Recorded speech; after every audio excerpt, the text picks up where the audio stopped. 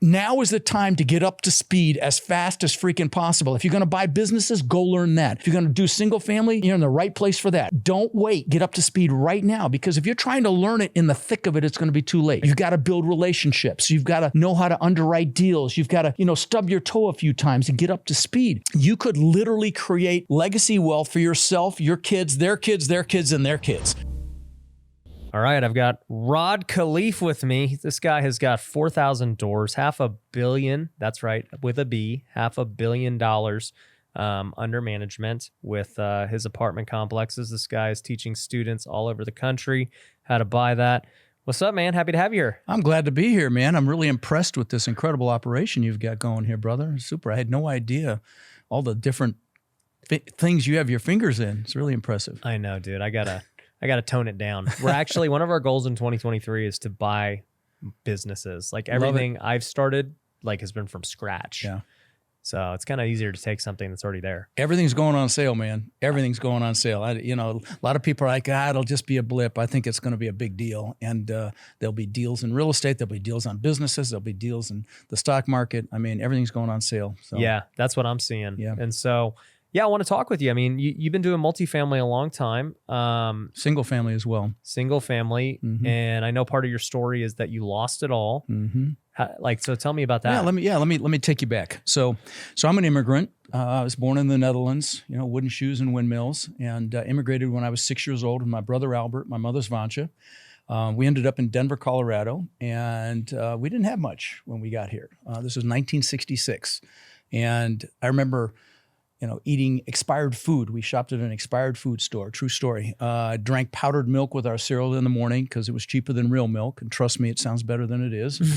And I remember wearing clothes, hand-me-down clothes from the Goodwill and the Salvation Army all the way through junior high school until I finally got disgusted and lied about my age when I was 14 at Burger King so I could flip burgers and buy my own clothes and then buy a car when I was 15. Wow. Yeah, and you may have people watching the show that had it harder than I did, or maybe even have it harder now. A lot of layoffs happening right now. But, back then I knew I wanted more. And luckily my mom had an incredible work ethic. So she babysat kids. We always had a house full of kids. And with her babysitting money, no formal education, she was an entrepreneur. So she invested in the stock market successfully in IPOs. She invested in real estate.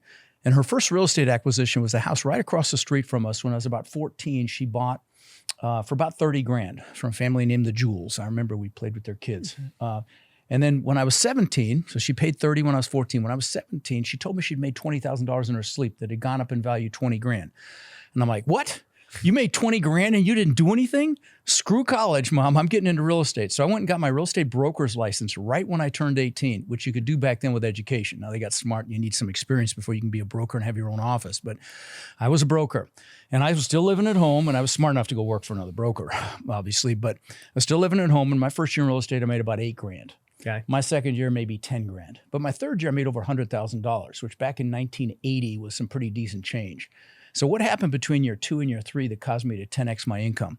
Well, what happened was I met a guy, I was dating his daughter, and he took me under his wing and taught me about the importance of mindset and psychology, and how really 80 to 90% of your success in anything is just that, mindset and psychology. Only 10 to 20% is the real estate stuff we talk about on our podcasts. And fast forward to today, I've owned 2,000 houses that I've rented long-term. I own thousands of apartment units now, like you said. In 2006, my net worth went up $17 million while I slept. And you might say, wow. I said, wow. And I got a head so big I could barely fit it through a door. I thought I was a freaking real estate god. And when that happens, God of the universe will give you a nice little smack. Well, that was 2008. I lost that $17 million, a lot more. I lost $50 million in 2008. And so what I'm known for talking about on my podcast, if and social media, is really the mindset it took to have $50 million to lose in the first place. But maybe as important, maybe more important, is the mindset it took to recover from losing that to the success that I'm blessed to have today. So, enjoy drilling down on some of that with you if you like. I think it'll add value. You lose it all, and like many other people as well, I've had many people sit in that seat, right, who have lost a lot of money, only to, learn from it and do way better. Right. So what was the first step? Like, what made you lose it? What was the issue? Well, what made me lose it, we'll start there, and then let's talk about how I recovered, because that's a lot more interesting. But I lost it because I had about 800 houses, okay, along the Gulf Coast of Florida. So Florida has no state income tax, so property taxes are higher, which impact cash flow, right? I had properties in wind and flood zones, higher insurance. In fact, we just got hit by Ian, and I had $758,000 claim on my compound in Florida, but I digress. But anyway, so insurance is higher, impacts cash flow. But what killed me is my 800 house, and I had several apartment complexes as well, but the 800 houses were 2 hours north of me, 2 hours south of me, and everywhere in between. So here's what killed me. If I had a maintenance issue at one of my apartment complexes, everything's the same. So you stockpile parts, plumbing parts, HVAC parts, appliance parts, and you stockpile, and I could send a maintenance guy in there to fix something. He's in and out in an hour. Well, if I had to send him to one of my 800 C-class houses, now these were C-class, so with, there's A, B, C, and D class. D is the hood, A is brand new.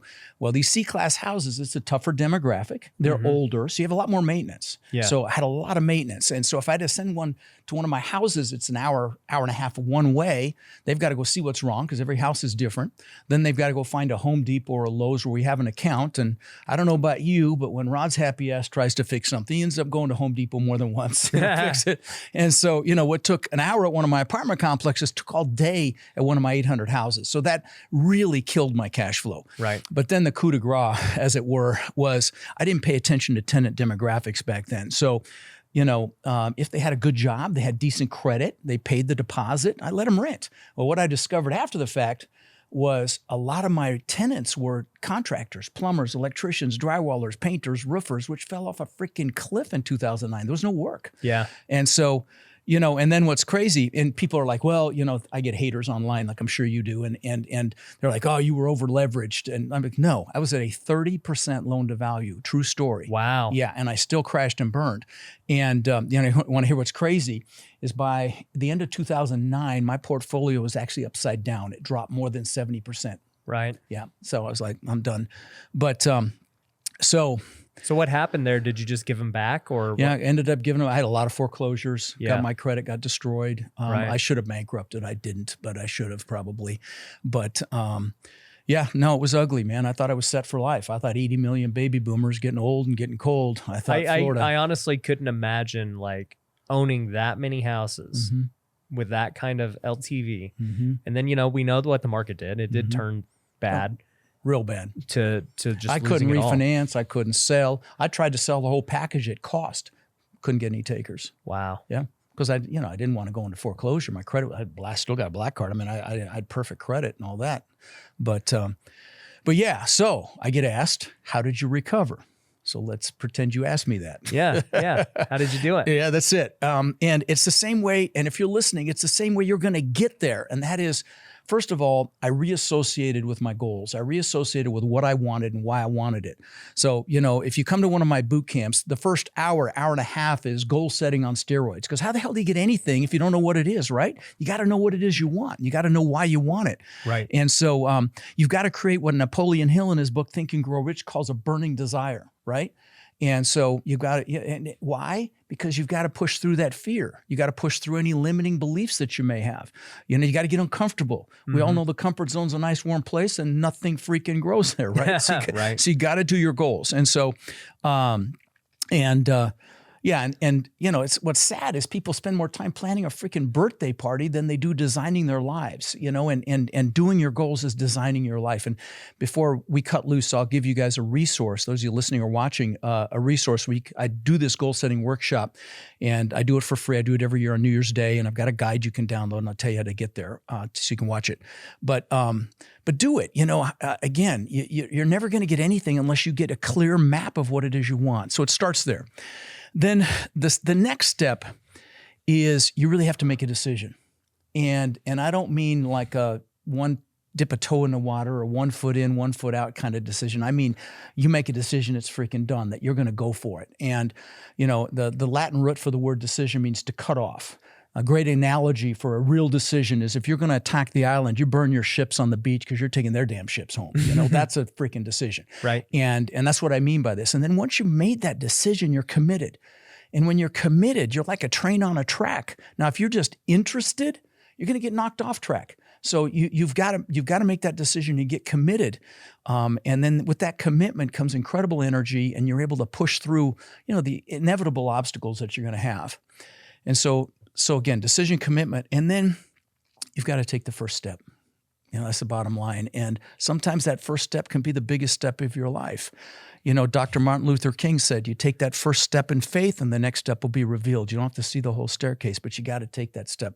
And it's very often the scariest one, to take action on your dreams. I mean, this, you deal with lots of students that, like sitting on the sidelines, they know they want it, but it starts with knowing what you want to push through the fear, then making that decision that enough is enough. You're going to do it no matter what. And then you've got to take that first step.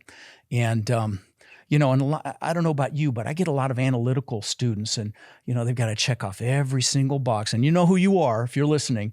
You check off every single box before you make a decision. And the only thing I would tell you, I'll give you a great analogy, and that is you can drive all the way across the United States at night with your headlights only seeing 50 feet in front of you, and you'll make it. Now, you may have obstacles, but other people have done it before. And it's the same way with your goals and your dreams. But you got to take that first step.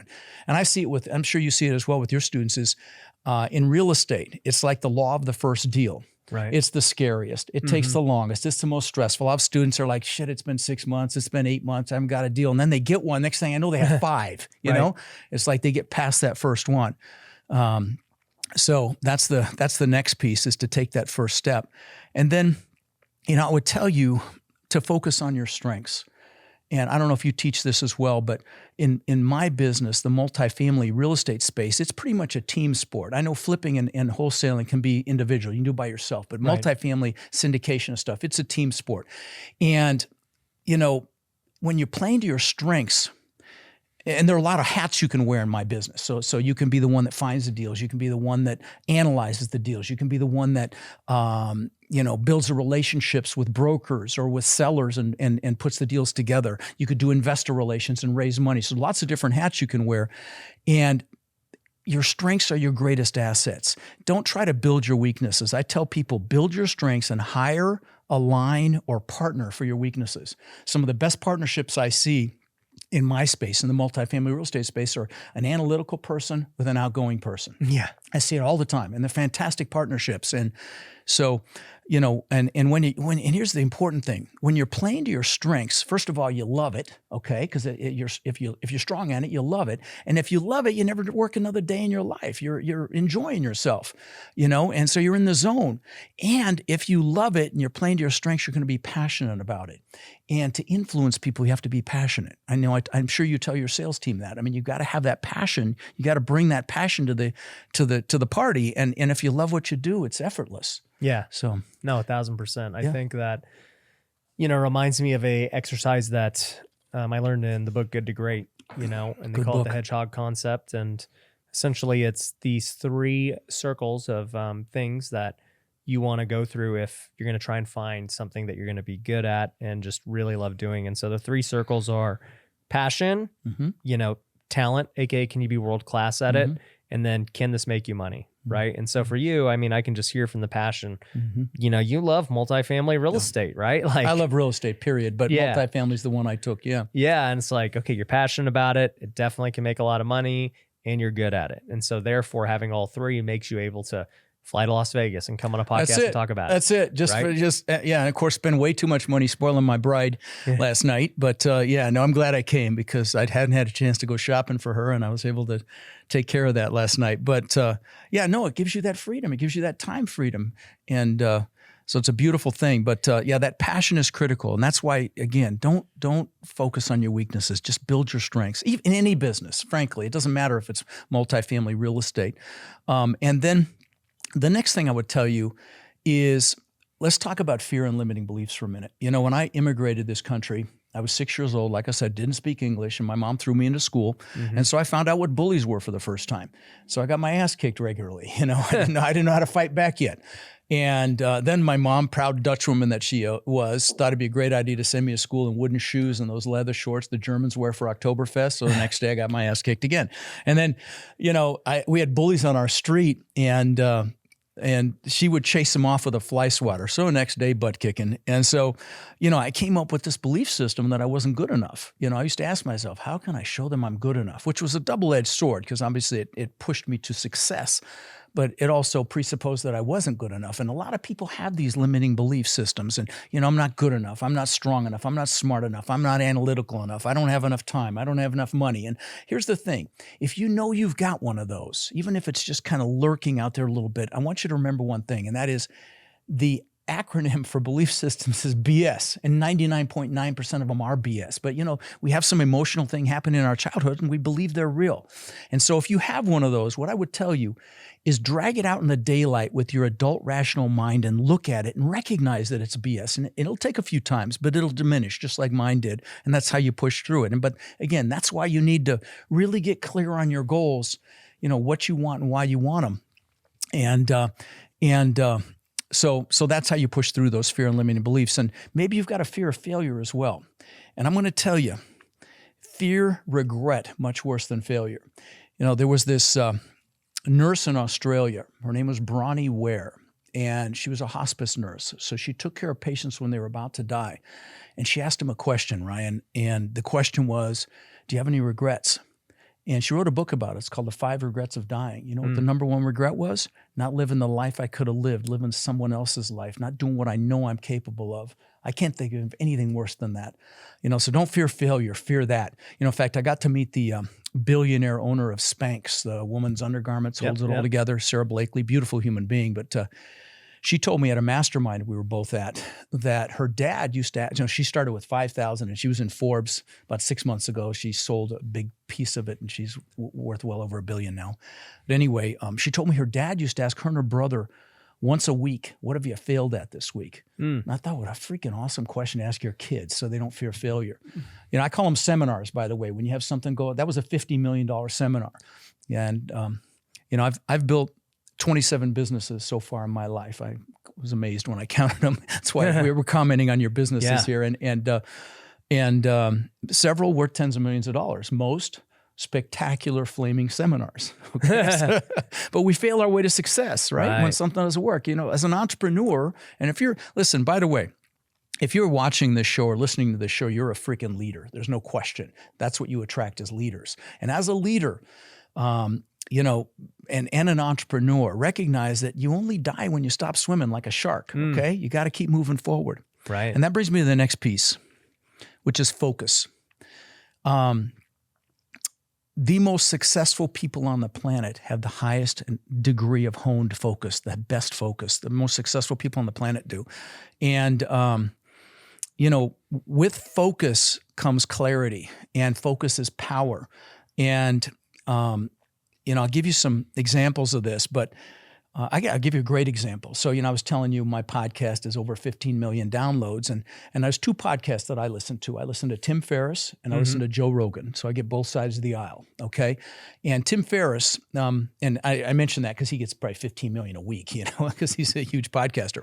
But he interviews the best of the best in the world at what they do. The best, athletes, Michael Phelps, NBA, NFL players, best actors, Hugh Jackman, Ed Norton, Arnold, Jamie Foxx, billionaires like Ray Dalio, CEOs of the biggest companies in the world, Zuckerberg, so on and so forth. And he deconstructs their success. And I started to hear a pattern, Ryan. They almost all meditate. What does meditation enhance? Right? Focus. So focus is super critical. And as a leader, those of you listening, watching, you got to manage your focus, especially right now with all the crap on the news and politics and all that crap. You got to stand guard at the door to your mind and really keep out the crap and bring in the good stuff, because as a leader, people are watching you. And if you get sucked in, wherever you focus on is going to get larger, both positive or negative. And so if you're watching the negative stuff, that's going to get bigger. And, they for an example of this is, I get people that call me and say, how do I get out of student loan debt? And I'm like, wrong freaking question. How do you make so much money that the debt's irrelevant, right? If you haven't heard by now, you're probably living under a rock, but the Wealthy Way book has now been released. In fact, it's been the #1 bestseller in small business and entrepreneurship on Amazon, and you can get it right now for just 99 cents on Kindle. We also got the paperback. We've got the Audible version. So however you like to learn, go get the book. But we're going to make it even sweeter for you. If you pick up the book and leave a review on Amazon, I'm going to give you my brand new course called the Business Builder Academy. This is literally not even for sale. There's only one way to get it. It's by getting the book for as little as 99 cents and leaving a review. If you do those two things, you're going to get this course that tells you everything you need to know for how I've built multiple seven-figure companies, from sales, marketing, operations, hiring, firing, core values, branding, logos, products, everything you need to know about starting a business. I'm going to teach you it in that course. And the book is amazing as well. So if you want to get access to all of that for just 99 cents, go to wealthywaybook.com. If you go to that website, it'll send you the link to go pick up the book. It'll send you the form to go fill out to get the course. And all you got to do is go to wealthywaybook.com. So go check it out, and let's get back to the podcast. So many people lack focus in what they're doing. I mean, some people, they want to just go to the next shiny object. They want to try and do a bunch of things all at once, even though they haven't really mastered any of them. Right. You see a lot of people focusing on the wrong things, right? They might be saying, oh, we're in a recession. I can't, we should talk about that. Yeah, I can't buy real estate. It's not the right time. I can't start a business. I can't, whatever. It's like, well, you're probably going to lose your job. So you're going to have to start something soon here very quickly. Greatest opportunity of our lifetime could be upon us, Ryan. I mean, people smarter than me, a lot smarter. I mean, Elon Musk says they're lying to you. The crash is going to be much bigger than they say. That's a direct quote. Trump, love him or hate him, said it could be as bad as the Great Depression. Jamie Dimon, head of Chase, thank you, said that it's going to be a severe recession, is his quote. So, I mean, even if they're all wrong and it's only a mild contraction, the contractions are when the greatest wealth is made. So, it's the greatest opportunity to create wealth. Buying businesses like you're talking about, doing real estate, for sure. Everything's going on sale. So there's going to be incredible opportunity to capitalize on that. If I hadn't been hiding under a rock in 2008 and 2009, I'd be on the back of a 300-foot yacht right now. So, it's a true story. So yeah. So, I mean, look, you talked a lot about mindset and just things people can do. And obviously we're talking about a recession and everything. Yeah. But I know that it takes having a great mindset to get out of a problem. But like, how did you go lose it all to now where you're at today? Like, how did it just over time? I did all these things I just outlined, man. Yeah. I mean, I got clear on what I wanted. I made a decision. It just happened daily. And I doing those every day. Every day I would, and I'll probably lose some of you on this, but every day I have vision boards in my house and next to my chair. And by the way, let me mention this. Let me mention something else. How I manifested some things. So, when I was 18 and I was a broker, I bought a 4-door car. I figured I needed a 4-door car to show houses, right? The bone ugly piece of crap 4-door Ford Granada. And if you work for Ford, it was a piece of crap too. Anyway, but I had this Ford Granada. But the guy I worked for, Gino, the guy's daughter I was dating, let me drive one of his 2 Corvettes. And I'm like, oh my God, this is incredible. So I got a picture of a Corvette out of a magazine. This is before the internet. And I put that on a visor of my piece of crap Granada. And so every time I'm sitting in there, it's right in front of me. And within a year, I had a beautiful Corvette. Then, this is back when the TV show Magnum P.I. was out. And it was what's the actor's name? Tom Selleck. It was a detective movie. He drove a Ferrari 308. It's the first time I'd seen an exotic car. And I'm like, oh my God, that's incredible. And so I got a picture of that actual car, put it on the visor of my Corvette. Within a year or two, I had a Maserati look just like it. Last example. And by the way, please know I'm not bragging here. I'm hoping to inspire you listening or watching to what's possible and how you manifest. You can do it through prayer, but I did it just by visualizing it. But I always wanted a Lamborghini. So I had posters in my room of Lamborghinis I got a picture of Lamborghini, put it on the Maserati. Within a year or two, I had a beautiful black Lamborghini that I wrecked. But anyway, so in fact, I'll show you something. I brought my planner. This is my daily planner. Yeah, I'm a dinosaur. I use a paper planner. Yeah, I'm a paper planner. That's pretty old school. Yeah, I know, man. I thought you had some. I get a lot of shit for this. I get a lot of shit for this planner. But in the back of this thing, I've got pictures that have been in here for 20 years now. So the first pictures are my gratitude pictures. My kids are 30 and 27. These are pictures, and you can see how beat up this is. These pictures have been in here for 20 years. Is that the same case too? Yep. Same plan. No, it was a Daytimer, and then Franklin Covey bought Daytimer, and this is a Franklin Covey planner. Thank God the holes matched up. There you go. Okay. So anyway, pictures, gratitude. Now, everything you get in life, you get through gratitude. It's the most powerful emotion we have available to us. Okay. So gratitude pictures. And I've got a gratitude vision board as well. Then I've got pictures of things that I wanted. Now, this top picture, I lived in Denver, but I always knew that I wanted to live on the beach, okay? And there's no beach in Denver. So I would visualize the palm trees and the surf and the sand. And 20 years later, I built this incredible 10,000 square foot, 10,000 square foot, $8 million mansion on the beach. On the beach on one side, and I had my boats on the backside. It was a Gulf to Bay. But what's crazy is this is what it looked like. It had 10-foot high glass like that. I had travertine floors before I ever built it. Yeah, I lost that in all the craziness, and now I live in a compound. I've got 6 buildings. I've got a big main house, a beautiful 2-bedroom guest house on the water. I've got an exercise facility that's off the chain. I've got a media building with a video studio about the same size as this, and I mean, just a spectacular place. And because God's got a sense of humor, I can see my old house across the bay. It's literally right across the bay. True story. But it looks just like this bottom picture, and then I've got pictures of other things that I wanted. Stupid shit like watches. That's still a vice. Most of this stuff doesn't interest me anymore, but I've got, hundreds of thousands of dollars of watches. There's a Lamborghini before I ever got it. Now mine was black. Rolls Royce, Bentley, all this stuff that I got because I had pictures. Okay. And so what I want to tell you is what I'll do every morning is I'll sit in my recliner, and it's in my office, and I've got my vision boards next to me, and I'll just do gratitude. I'll be grateful for my supermodel, beautiful wife, more beautiful on the inside than the outside. I'll be grateful for my kids, my coaching students, my foundation. But then I'll be grateful for the things that I want as if I already have them. And I'll tell you, sometimes I'll get emotional being grateful for things I don't even have yet. And I know I lost some of you on that, but it's how I had 50 million to lose and how I got it back, so ignore it at your peril is what I tell you. Now you could call it prayer if you want, but this is how I did it. Yeah, no, that's amazing, man. Yeah, so, thanks. You probably don't know this, but one of the reasons why I created this podcast called The Wealthy Way is because very similar in that I've been doing a morning routine for 5+ years now. Yeah. And with that, I pray, I read my Bible, I journal, I write things I'm grateful for. Very sorry about the profanity, buddy. I didn't know you were that religious. Forgive me. Sorry. Oh, you're good. You're good. Okay, sorry. So, for me, one thing that I did was I ended up creating a software, because I couldn't give everyone a 20-year-old planner. So I made it digital. Good for you. So, people can get it for free. It's at wealthyway.com. But you actually just gave me a really good idea because it has a lot of the things you're talking about.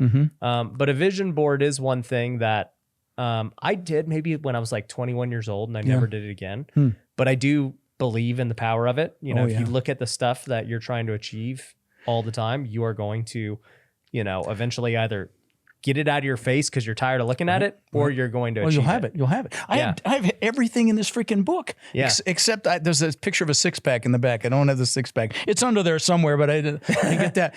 But I'm sorry, you didn't finish your thought. Yeah. So basically what you just inspired me to do is maybe add a vision board aspect to the planner and have a spot for people to, upload pictures of things that they want. And I think that's actually a very good idea. No, I agree with you. And I would tell you, I used to have a vision board that had everything cluttered together. And now I've got individual vision boards for each thing that I want. And of course, your goals change. And that's why you need to do your goals at least a couple times a year. Like I said, if you want to do my goal setting workshop, by the way, can I mention my boot camp? Go for it. Yeah. So my goal setting workshop is at rodslinks.com, RODSLINK. It's in my throat, rodslinks.com.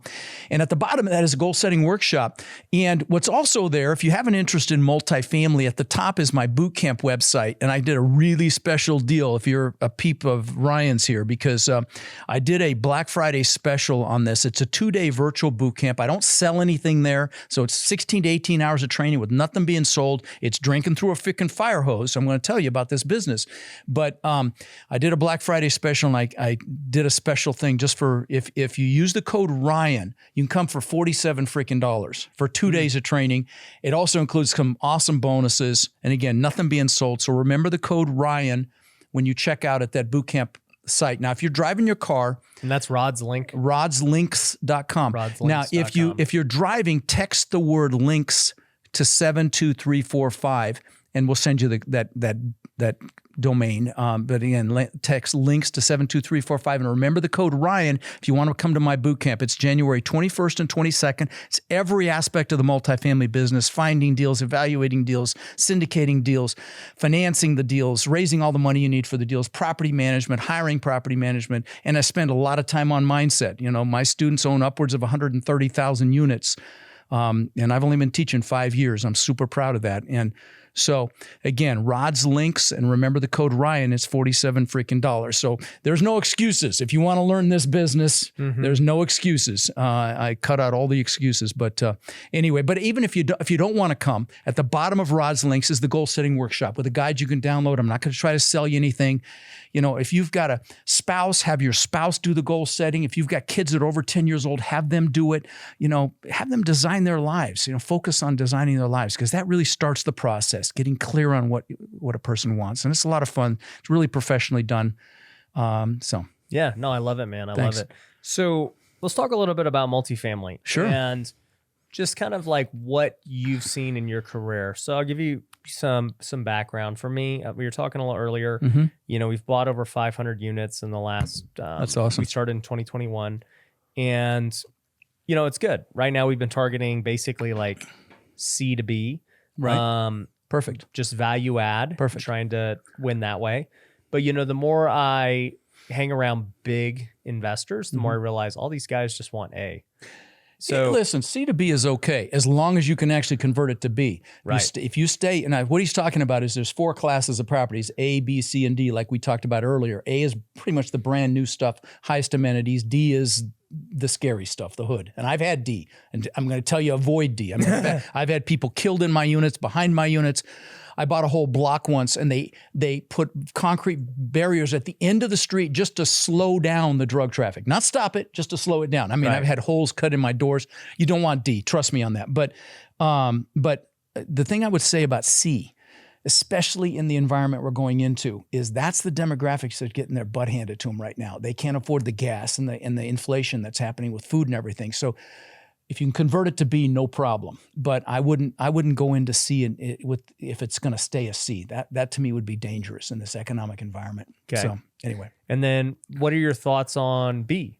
Love B assets, you know, and I think, you know, I love, you know, obviously the best is a B. You can convert to an A, you know. So what he's talking, now you also have 4 classes of areas. You've got A area, B area, C area, and D area. If you've got an A asset in a D area, there's nothing you can do. Now, ideally, you want to find a C asset in a B area that you can upgrade and bring up to a B level, or a B asset in an A area that you can upgrade. That's the ideal, and that's what I focus on. So you're going after A areas, right? I'm going after A and B areas and B and C assets. Got it. That I can convert.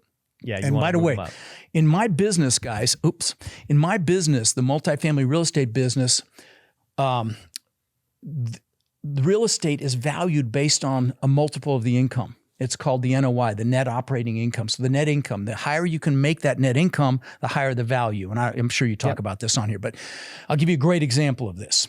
So we have a 296 unit asset in San Antonio, and we numbered the parking spaces. Okay, we just painted the parking spaces. It didn't cost much of anything. And then we told the tenants, hey, if you want to reserve your own parking spot, you pay $25 a month. We had 100 of them take it. Okay, that alone was an $800,000 increase in value. Mm-hmm. That's why we love this business. And I had an asset in Dayton, Ohio, a very wealthy suburb of Dayton, Ohio, called Beaver Creek, 100 units. And it's a funny story. It was not funny, crazy story actually. But 3 months after we bought it, it got destroyed by a tornado. And I mean destroyed. All 101 families had to move. It was 101. And somebody amazing, nobody died.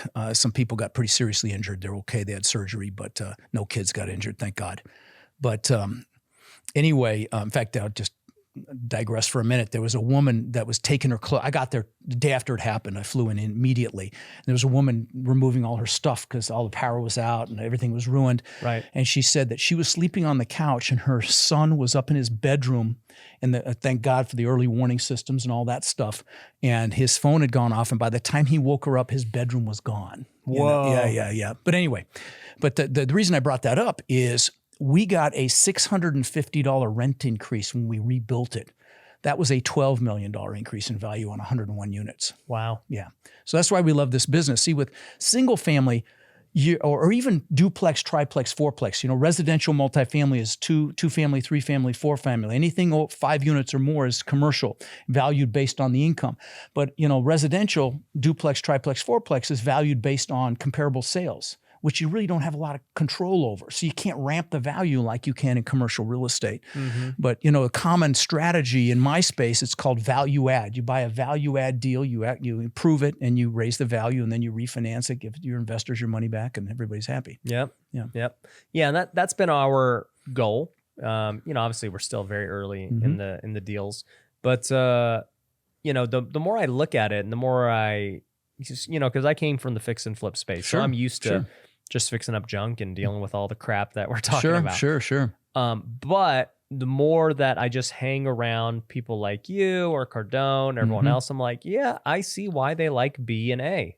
In Cardone's case, he just wants ultra A. No, he wants A, and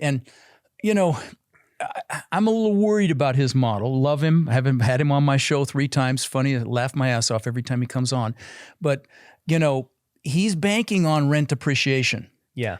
I don't know if that's going to sustain through what's coming. I think it could flatline, and then the returns aren't going to be there.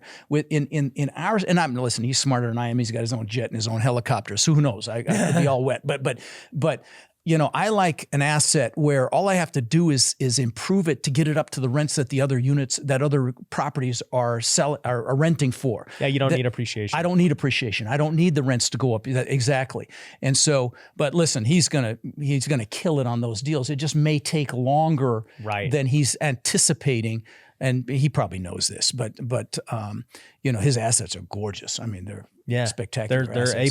Yeah, they're gorgeous. Yeah. Yeah. So what do you think it takes to, I guess, raise that kind of money, right? Because we've raised... It takes this. It takes your freaking podcast.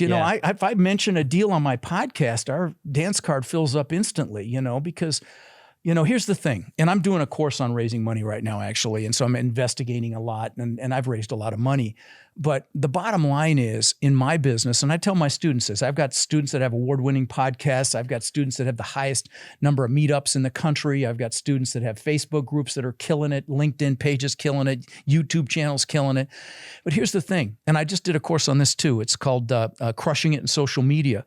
We live in the greatest time on earth, Ryan. I mean, look at us. We've got our incredible podcasts here. It doesn't really cost us anything except the production cost to do it, and millions of downloads. And I know you've got them as well. And I mean, we live in the greatest time on earth to create reach with social media. I mean, I've got a Facebook group that's got almost 50,000 members in it. It's the largest multifamily Facebook group. I mean, so there's so many opportunities to create reach. And what I talk about in that Crushing It in Social Media course, and I'm not telling you to go buy it because that's not it at all, but what I tell my students and tell people is, if you want to create reach to raise money, just add value and be consistent. That's it. And you don't need millions of tens of thousands of followers like you or I have. You only need a couple hundred. And if they like you and you've added value to them, when you've got a deal, you can talk to them about it. Right. So that's it. And so, if you focus on adding value and creating, and being consistent, listen, don't put crap out there. If you put crap out, you are crap. I heard that's a quote from somebody else, but you've got to put quality content out there. But like you and I, when I was just getting rolling, I would just interview experts. And by virtue of, doing that, you're perceived as an expert, right? It's kind of faking it till you make it. You're acting as if, Right. So, but there are a lot of strategies for raising money, but the bottom line is, most of them are done one-on-one with personal relationships and personal interaction. It's not, it's more difficult to try to advertise and do it that way. But So you just you were telling me you raised like 19 million for a recent deal. just finished a deal. How did you go about that from start to finish so the viewers know? Sure. So we did a webinar. We put together a really nice PowerPoint presentation, and if you want to see an example of it, you can go to creecapital.com. And it's the San Antonio, it's the Nashville asset we just bought. And so the first thing you do is you create this beautiful deck, that talks about the asset, talks about the deal particulars, the returns, then of course the market and the sub-market. And, you make it really colorful. You have maps with logos of the local businesses. I mean, I don't buy a property unless it's got national retailers around it, Starbucks, Home Depot, Lowe's, stuff like that. I don't want to see Bob's Burgers and sushi. I want to see national retailers, right? And so, but you put all that together, and then you do a presentation. You talk about the deal. You use for a syndication, as you know, you use a portal to and I can give you the best one out there. But you use a portal to have investors put their information in. Now to get a little into the weeds here, you can't advertise a deal unless it's a 506C deal for accredited investors only, which is fantastic because when I first got started, you couldn't advertise. Period. The Dodd-Frank. You had there was a 3-touch rule. You couldn't talk about a deal unless you touched somebody 3 times, phone calls, meetings, whatever. And now with Dodd-Frank, they had the 506C, which is fantastic. And now they even have Reg A+, which is what Grant does, where he does a fund and he can take non-accredited people in that fund even, which is, and advertise it, which is very expensive to do, but you can do it.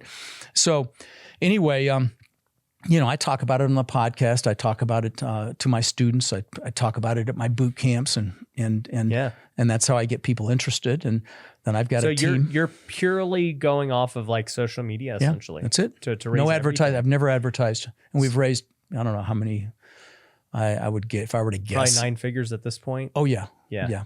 So, and that's 9 figures raised, not, raised. Of assets purchased. Right. Well, wait, 9 figures, what is 9 figures? Is that 10 million or 100 million? No, I don't think it's been quite that much. It's close. Actually, you know what? It might be actually. Yeah. I need to do the math on that. 500 million of assets. Yeah. It probably is. Yeah.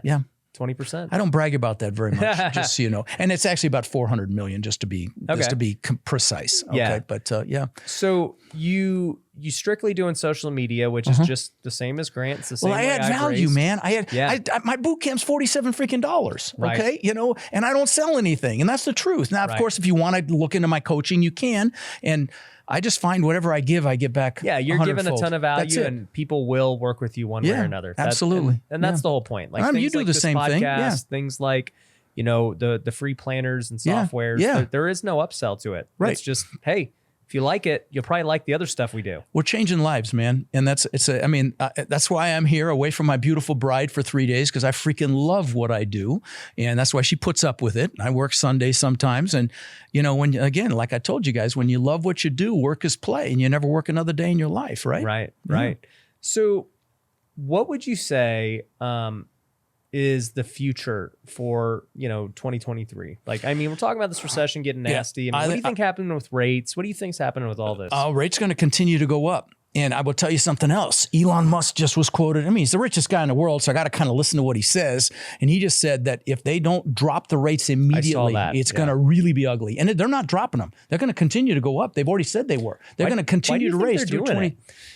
You really want to go down that rabbit hole? Yeah, that's a political rabbit hole, man. I mean, I got to be careful because I want to be careful. I mean, I'm very strongly opinioned about what's happening in this country. I think this current administration, it's almost like it's intentional. They're train wrecking this country. Yeah. I mean, inflation is because they printed money for the last 2 or 3 years, and then this whole student loan thing to buy votes, half a trillion, and they say it's going to be $1 trillion if it actually goes through, which just creates more inflation. The rates isn't the solution. The solution is to minimize the liquidity. They're doing that quantitative tightening instead of easing. Right. So they're minimizing the money supply. But that's what created it, was pretending money is free and printing it. I'm worried about the value of the dollar. Honestly, I'm in a lot of cash right now and let me just say this.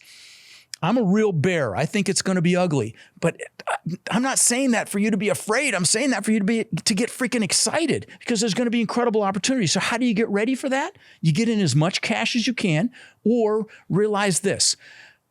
Multifamily real estate, in my case, takes money, but it doesn't have to be your own money. And I'm sure you could say the same thing about single family. There's a lot of money looking for a home, getting killed in the stock market. That money got printed. It's out there. Yeah. And there's a lot of money looking for a home. I mean, getting killed in the stock market. We won't even talk about crypto. Good God, what a debacle that is with FTX and you know, so you know, it's looking for a home. So if you build relationships now, you learn this business. Here's what I want to say. Now is the time to get up to speed as fast as freaking possible. If you're going to buy businesses, go learn that. If you're going to do single family, you're in the right place for that. If you're going to do multifamily, get your ass to my boot camp, but don't wait. Get up to speed right now, because if you're trying to learn it in the thick of it, it's going to be too late. Right. You've got to build relationships. You've got to know how to underwrite deals. You've got to, you know, stub your toe a few times and get up to speed. But man, you get up to speed, you could literally create legacy wealth for yourself, your kids, their kids, their kids, and their kids. Oh, that's what could happen. I agree 100%. I think that there's a lot of opportunity. You know, as I was telling you before, for me, looking at 2023 and all the opportunities, we're definitely going to be buying real estate. Yeah. I'm definitely going to be taking businesses that, you know, Love it. Can't figure it out. Love it. So I'm excited about it. Yeah. Now, granted, the transition's what's going to be hard. Oh, it'll be painful. The transition's the hard part. Yeah, it'll be painful holding the stuff you buy together while you're transitioning. You're absolutely right. And you buy businesses, you're going to have to, you know, I think it's incredible. They're going to be negative. They're going to be negative. You know, you need to bring them online as fast as possible. I think that's a great opportunity. You know, Ty Lopez does that. Yep. You know, very successfully. Yep. And so, you know, there's going to be opportunity to do that. And of course, in real estate, every aspect, every asset class, but I wouldn't do shopping centers right now with the Amazon dynamic. Definitely wouldn't do office. A lot of businesses are they're remote. Is big right now. Warehouse is still good. Warehouse is good. Self-storage is good. Mobile home parks are good, but I wouldn't do office or retail right now. Multifamily is extraordinary. I mean, the reason I love multifamily is, you know, when COVID hit, retail didn't get any money, industrial didn't get any money, office didn't get any money. Well, we got hundreds of thousands of dollars in rent relief on some of our assets. Right. And you know, back in the 08 and 09 crash, multifamily rents exceeded pre-crash levels in less than 3 years from the crash. That's how fast it rebounded. It just rebounded that quick. That's it. So, what do you think, I guess, is the reason for continuing to raise rates then? I want to hear, because like that's the only mechanism they have. That's all they can do, and so they have no choice. There's nothing else except for the quantitative tightening. They're like not buying the bonds anymore. Or some of these other strategies, I haven't got a clue how they work, but they're trying to minimize the supply of money. But again, then they print, you know, this student loan. Don't get me started. It's like, it's almost like it's intentional, but you know, I hope it's not, because it's really nefarious if it is. But that's the thing that Grant keeps implying every time we're around him. He's like, really? I don't, you know, to me, I don't see why you would keep doing it, you know, unless there's an agenda. Yeah, I think there's an agenda, but again, that's a rabbit hole that will probably piss off a few people. But you know, if you are. Nah, I'm going to leave it alone. Yeah, it's all good. We'll talk off camera about it. Okay. I enjoy that. Care. I don't care if people get mad. No. I just try to get to all points of view for why to do this. Well, that's why I listen to Tim Ferriss and Joe Rogan. I mean, Tim Ferriss is as liberal as it gets. Joe hates Trump, but he's not a liberal. He's fairly conservative, I think. Hey, all I'm trying to do is just make the best decision for me. That's it. And my students. Yeah. I want to guide my both students. Perspectives. Like I want to know. Yeah, that's why I listen to both. Biden is doing what he's doing. Like, what is the plan? I want to know why. Well, first of all, I don't think he's doing any of it. Just FYI. Well, everyone would know that. Yeah. I think everyone agrees. Biden's not doing anything on his own. Right. So yeah, it's interesting to see what's really going down. And I don't think anybody freaking knows. I mean, sure, there's a handful of people that know, but you can't trust anything on the news right now. Even Fox, you know. I do like that Elon's brought Twitter to be. Oh, like, me too, man. you know. Thank God. I hope he doesn't get killed. I mean, seriously, I worry about him. I really do, man, because he's going head to head. In fact, he even mentioned it. He's like, I'm not suicidal, and I'm like, he said that, and you know, I hope he's got a hell of a bodyguard team. But yeah, it's like, and people are like, oh, I hate it that he's owns it and stuff. But it's just free speech, for God's sakes. You know why? You know, how can you argue against that? In my opinion, I don't know how you could argue against it if it's just free speech. Yeah. That's what this country's all about, right? Yeah. I did not realize when he bought this that he was going to open up this giant rabbit hole. Neither did I. But I thought he's just buying Twitter just because he's like, oh, you know, it'll be a good deal. And then he's trying to back out.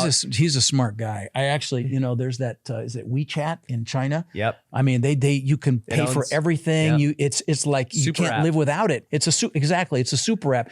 I think he has designs for Twitter for that. And he's a smart guy. Did he say it? Okay. Yeah, he said it. You know, he's bringing back Vine to Twitter. So they're going to have their short form video. He wants, you know, Messenger app. He wants all the things, Uber, everything on it. I would not bet against him. That's all I can say. I'm writing a chapter for a book that I'm in, and one of the questions was, who would you love to have a meal with, past or president? It's definitely him. I mean, the guy's freaking off the hook, brilliant. Yeah, when you're able to start not just one massive company. $3 billion startups, brother. 3. Yeah. Yeah. $1 billion plus startups. And, you know, and yeah. It's crazy. Yeah. No, I was just thinking about Biden not inviting him to the electric vehicle thing that they had. Like, seriously? How petty is that? I mean, his market share is bigger than all of them combined, and he didn't get invited. So it's kind of, No, it just none of that stuff makes the mainstream news, though. That's what's crazy. A lot of people probably just hearing that for the first time. If you're watching CNN, NBC, MSNBC, ABC, NBC, and NBC, you know, you're not going to hear a lot of the stuff. I would encourage you to watch both sides of the aisle. You know, suffer through Fox if you hate it, and listen to both sides. That's how you really get educated. You can start to draw some conclusions.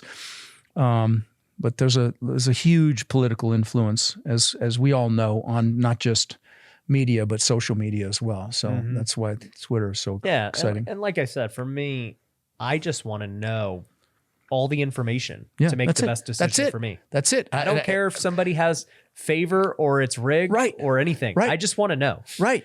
And I feel exactly the same way. And you know, my wife is black, and she is a staunch conservative. I mean, big time. In fact, she was. We were down at. So is she a big fan of Candace Owens? Oh yeah. But Trump, really, she's a big fan of Trump. We were down. We were down on Lincoln Road in South Beach, and we'd had a couple drinks. And I've never said this publicly, but I'll screw it.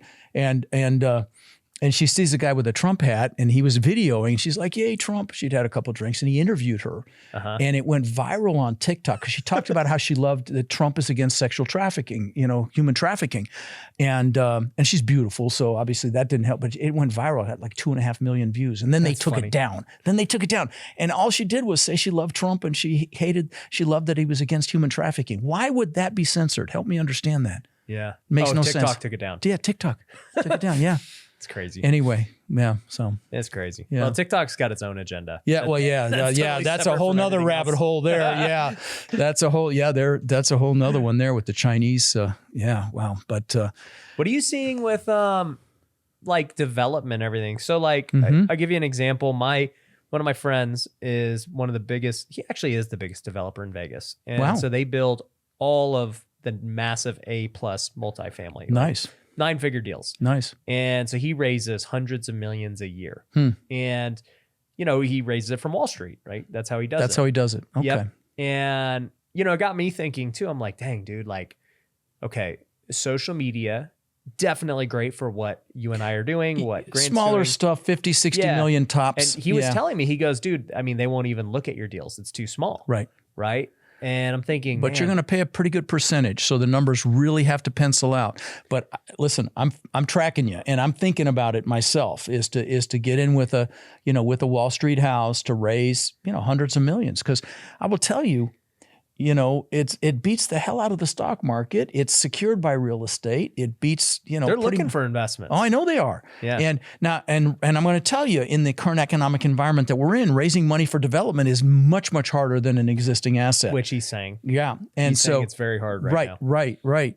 So, but it's kind of dumb because this would be the time to develop. I don't disagree at all. I don't disagree, but investors, I will tell you though, in 08 and 09, it's those developers that were midstream that died first. Yeah. They got killed. Okay. And so, you'd see all these half-built developments. But I'm saying, like, if you were to go get funding on a project today, knowing we're already in a recession, right, and we're going to continue to go through it. So it's like, it's already priced in to what you're doing. And knowing that for the next, say it's going to take your development 2 years to get done. Right.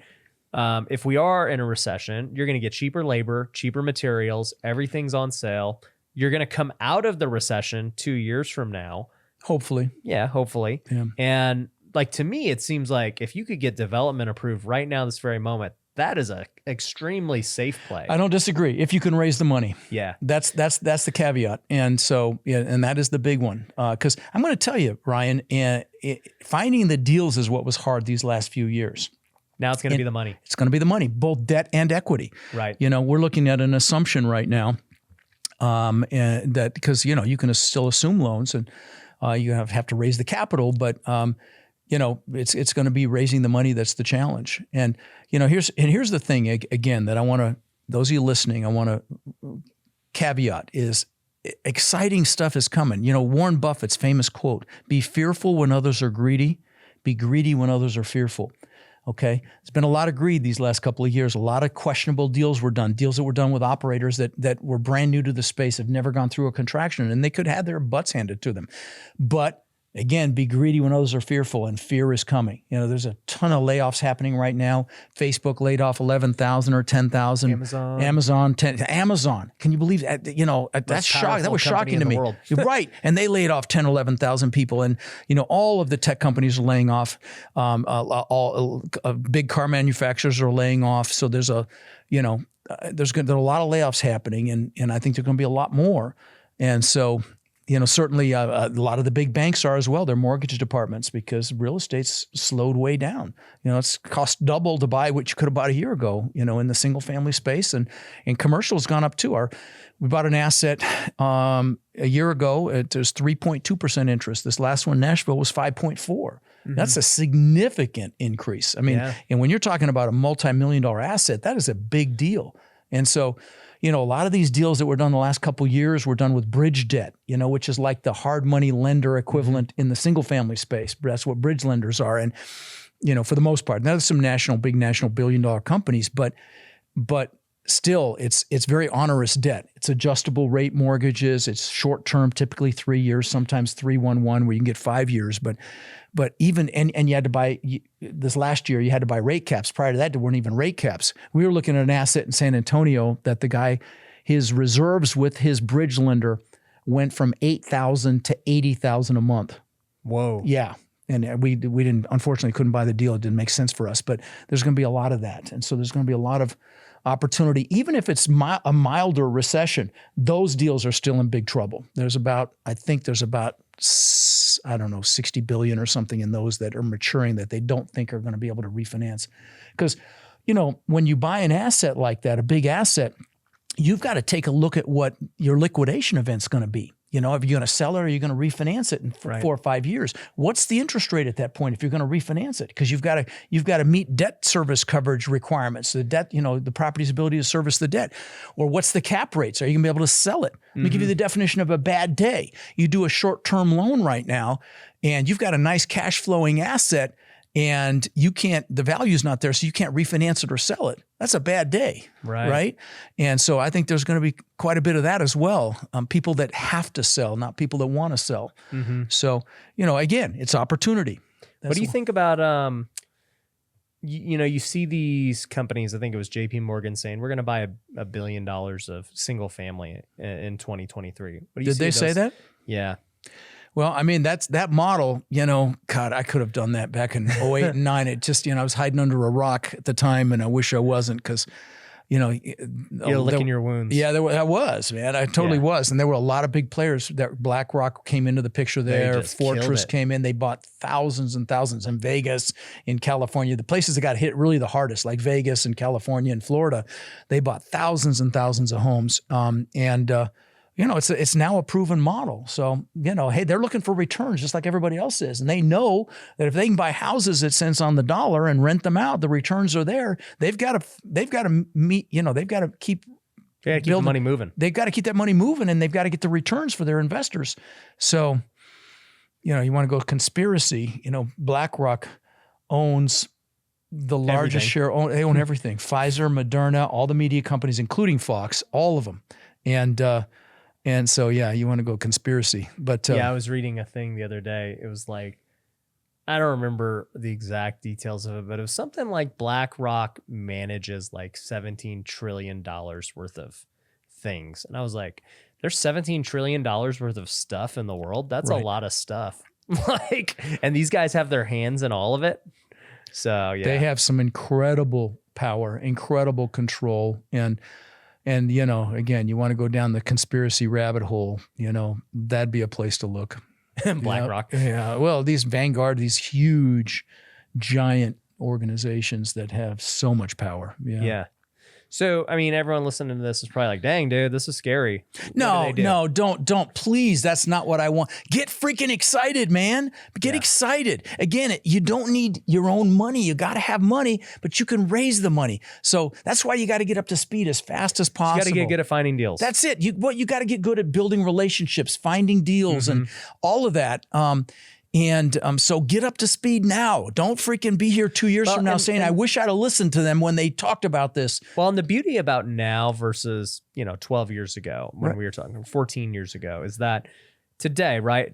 It's a completely different environment. It's a completely different environment. And connecting with people is way easier. Tons easier. Like they can go to me, they can go to you. Yeah. Well, they can add value as well, much easier, even if it's on a smaller scale.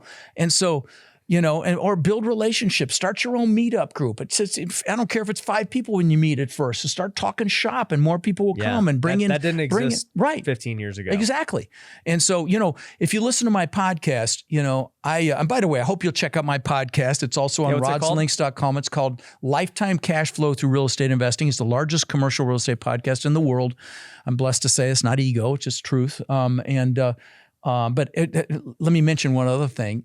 I do a clip every week called Own Your Power. It's motivational. It's 5 minutes. I play his music with it. You give me 5 minutes a week, I'll juice your ass. So if you want, even if you're not interested in multifamily, I think you'll enjoy it for that. But why did I bring that up? Get people hyped up because they're scared. Well, that's it. You're a leader. You wouldn't be here if you weren't a leader.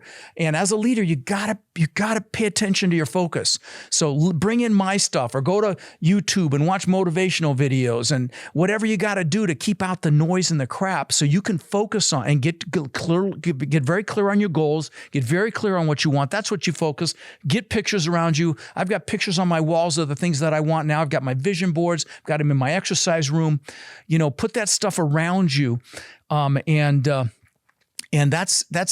manage your focus, because if you can avoid the fear and operate in freaking gratitude. You cannot be grateful and fearful at the same time. You can't be grateful and angry at the same time. Gratitude's the most powerful emotion we have. Use it. It strengthens your heart. It lowers your blood pressure. It brings you closer to your spirituality. Use gratitude to get these things in your life. And you can do it through prayer. You can do it through, visualizing like I do.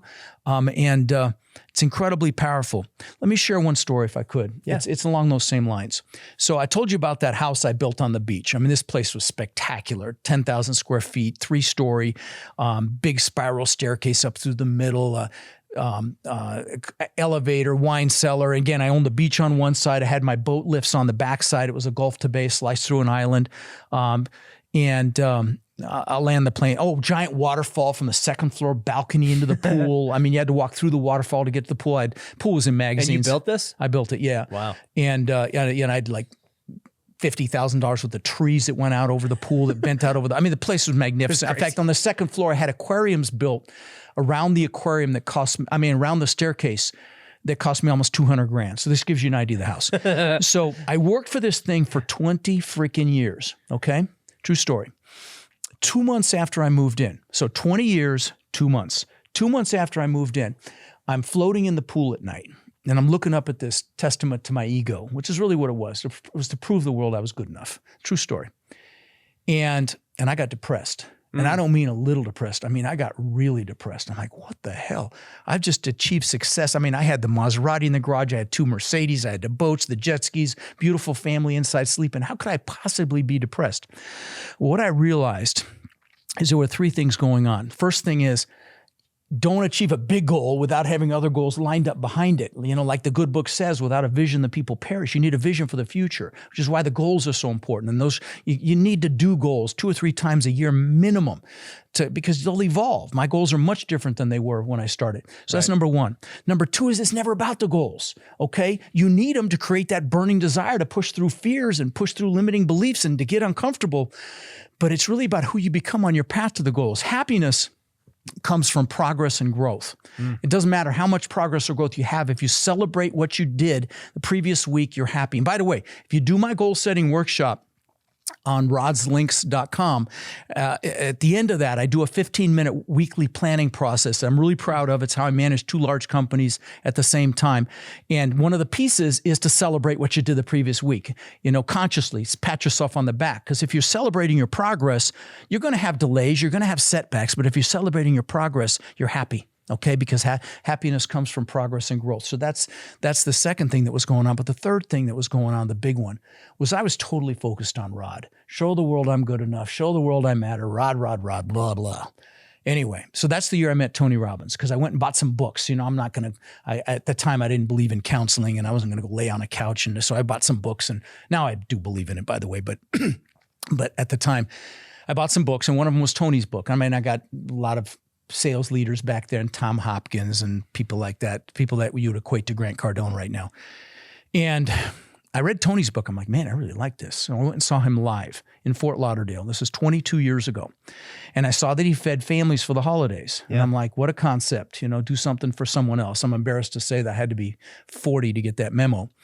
But I went back home and I called my brother in Denver and I said, bro, let's feed 5 families. Because I was going to go see him for Thanksgiving. And he went to his church, found 5 families that really needed help. We had a lot of fun. We bought frozen turkeys. We bought food for the toys for the kids and food and everything else.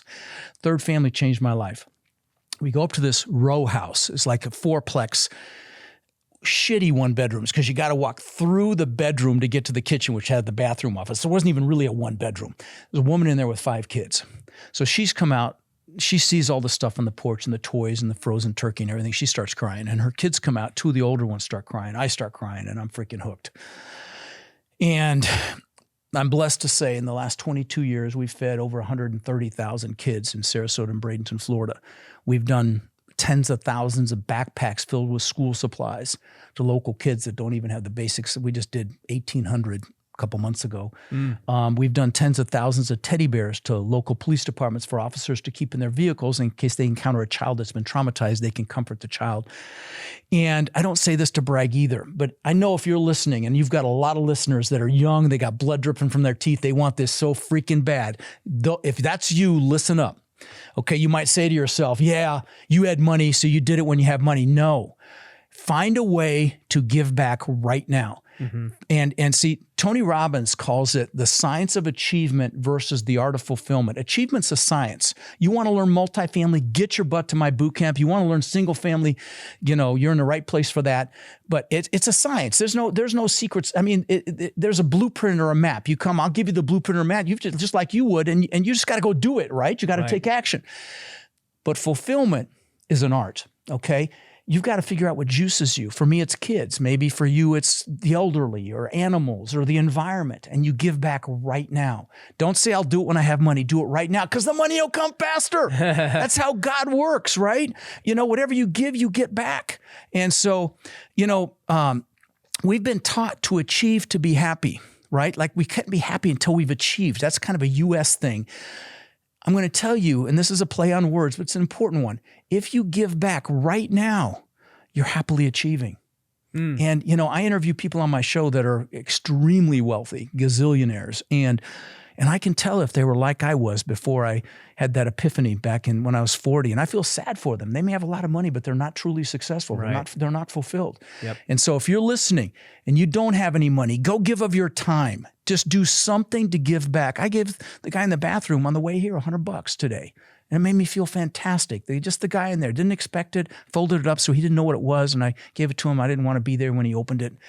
But that's how you get everything you want in life, man, because and you're operating in a fulfilled, beautiful way. And success is inevitable, frankly, because power moves to those who serve, right? So I mean, good, look at dude. you, man. So good, dude. Thank you, I brother. love that, man. Thank you. Well, bro, I appreciate you coming out to Vegas. It's been great to finally meet you and connect. Likewise, I'm man. excited for things we'll be able to do in the future, bro. I agree. So, guys, go check out Rob's links. Rod's links, yeah. Rod's links, and we'll link to it down below. And, dude, thanks for coming. Thank you, brother. Great All to right. meet you. We'll see you guys. Take care. Hey, I hope you enjoyed that podcast. Thanks for making it to the end. The good news is I've got another one that I know you're going to like, and all you got to do is click it right here. Linking it right here. All you got to do is just click it, and you're going to see this new episode that you're going to love.